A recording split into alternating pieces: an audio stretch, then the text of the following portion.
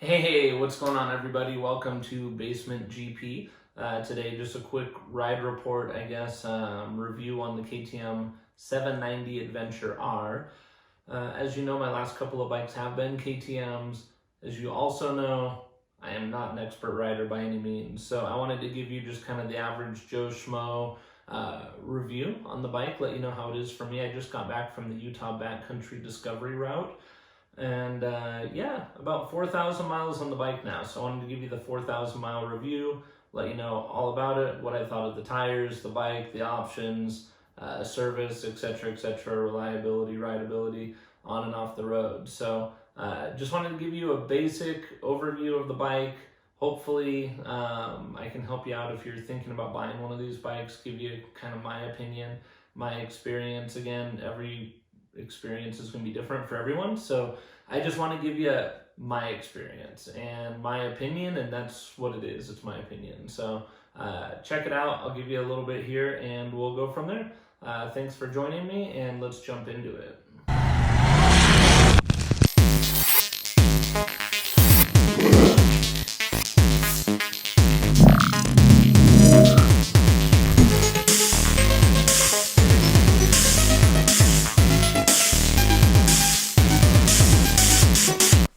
Alright, so as a lot of you know, when I got this bike, I tore it down and wrapped it right away. It's actually on the second variation of the wrap. So this is what I had set up before the Utah BDR. As you can see, the bike sitting here is now at 4,000 miles. I've loved this Moscow bag. It clips right on here. It's got easy access so you can get into the fuel. I went with a quad lock for the phone mount instead of doing a normal GPS. Here is the front tire at 4,000 miles. I would say that's about 2,500 street and 1,500 dirt, maybe a little bit closer to 2 and 2. But the bike overall has been fantastic. Here it is in the woods in northern Utah, getting close to the finish here of the Utah Backcountry Discovery route. The bike has been filthy but incredibly reliable, and even picked me up my own little grasshopper trophy. So, that's how the bike's looking. The front wheel with a lot of tread. As you can see, the rear wheel pretty close to gone. This is 4,000 miles on that stock Metzler Crew 3. It's been pretty good. The bike has just been tough as nails. As you can see, a lot of people get worried about tank protection. Well, the bike's been down a couple of times. It's bumped up against some rocks. It's done some things, and the tank has been just fine. I've had no issues whatsoever there. Same with the handguards. I would like to put some bark busters on the bike. I haven't gotten around to it, but these have been fine. All around, the bike has been incredibly reliable. And a lot of people do get worried about a couple of things. Tank protection is a major one of them. As you can see, that was not an issue for me. Another thing is fueling. I've heard of people who have had issues with the fuel tank. There's a coating that doesn't get rinsed out or removed from some of the early models. But in all reality, I think that as long as you double check and you're not in that very first batch, you'll have zero issues with that. Again, there is a warranty on the bike, so I would say get out and ride your bike and use your warranty. Don't let your bike sit around with no miles and then wonder why it doesn't work a month after you're out of your warranty, or a year after, or whatever else. Get out there and use the bike. As I mentioned before, I am not a pro rider at all. I was able to ride this bike in a lot of very mixed conditions, especially on this Utah BDR. And I was very, very happy with the way that the bike inspired confidence throughout. For me, it's pretty amazing that someone with such little skill like I have can go through a ride like this. And I actually didn't put the bike down once on the entire Utah BDR, which is the southern border of Utah through the northern border up to Bear Lake. Mixed conditions, street, gravel, deep sand, clay, rocks, some of these narrower passages, hill climbs, and that. So I've only got a couple of years of experience, and I found that the 790 was nimble and lightweight. But something else I really liked is, especially in the deep sand, when I'd start to lose it and the front would wash under, the balance on the bike is just so good that you could just give it some gas, it would pick itself back up, and you just keep going. But every time I thought I was going to crash, this bike just completely saved me. You can see we took it through Moab, we took it through Monument Valley, took it through the Uintas, and the bike just kept going and moving, and it's just tough. People complained about oil, oil leaks. That's another thing at the very start. People were complaining about, and there are some people, but again, that's just a minor fix. You go in, it's under warranty, get it taken care of. It's also one of those things that surfaces right at the start of ownership, so if you ride your bike, that's not going to be an issue. The bike just, and I haven't ridden the non-R version, but the suspension on the R version for an amateur like me was just fine. I weigh about 180 pounds.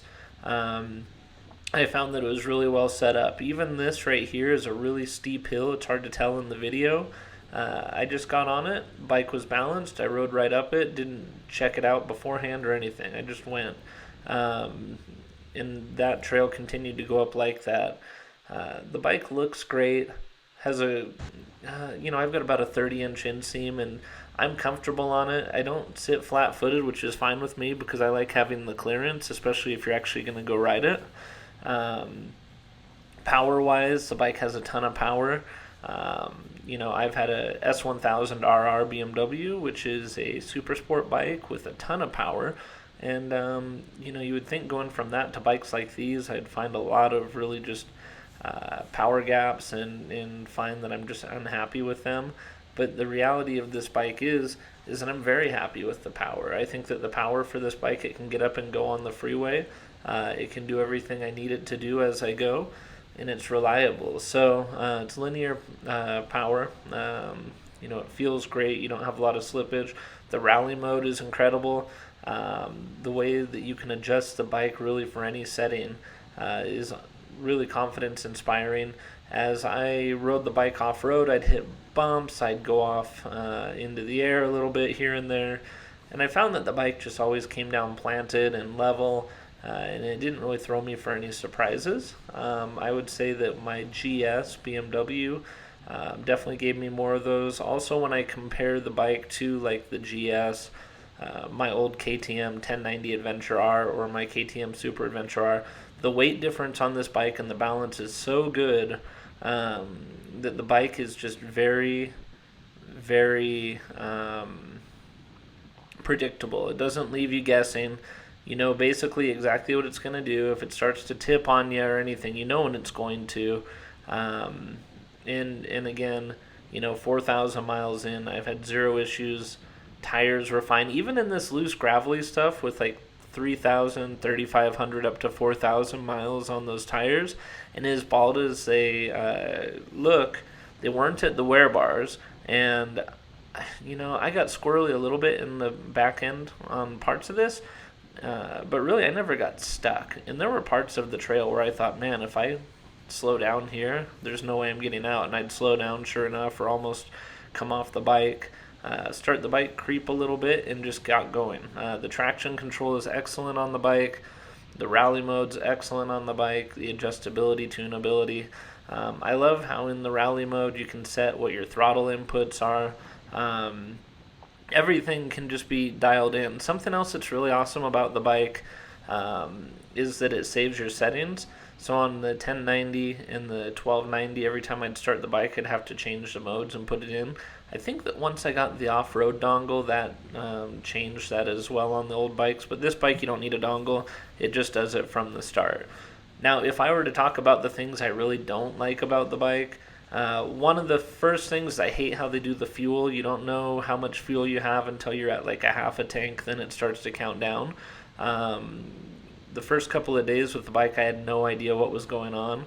But the reality is that the bike full tank, when you fill it up, it doesn't show. It just shows all the way until you hit half tank, and then your gas gauge just starts at the half tank and down. Now the bike does get, I would say for me, on the freeway around 60 to 65.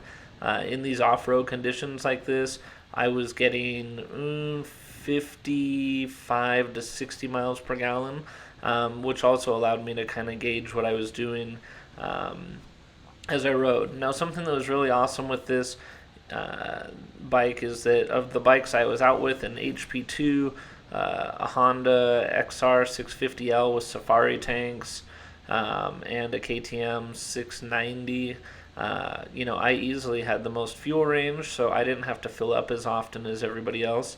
Another issue that the bike has, though, for me, is that the speedometer is not right. I think that it's off by like 5 miles an hour or something. So you think you're going 70, but you're really going 65 is probably right about what it's at. So the biggest gripes that I have would be that the fuel tank, the way that it reads, is really weird.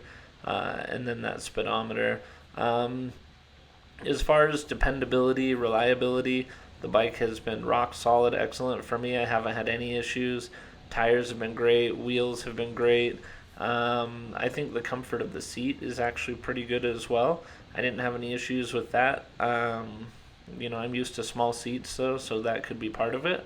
I love the headlight on it. The headlight's awesome. I love the ground clearance. I love the suspension on it, the rally modes.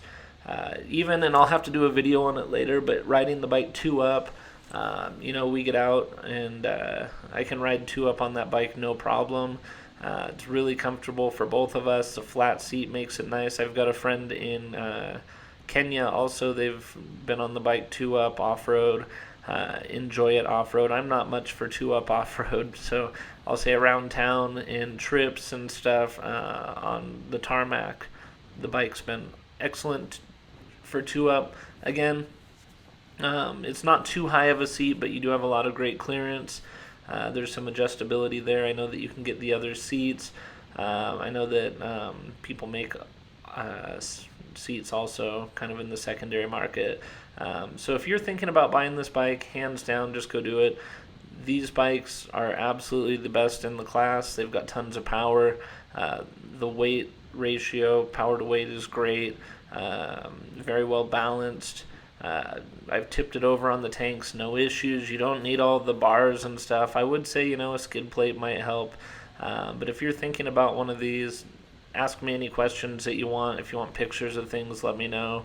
The only thing technically I've had issues with is my shift linkage. A screw started coming out. I caught it before and tightened it. But that's just that's just maintenance. That's wear and tear. That's just the bikes, right? So I'm following an HP2 right here, and I would say that my bike felt a lot more nimble and I got through stuff a lot easier than he did on that bike. Again, I'm just a complete amateur, so take it for what it's worth.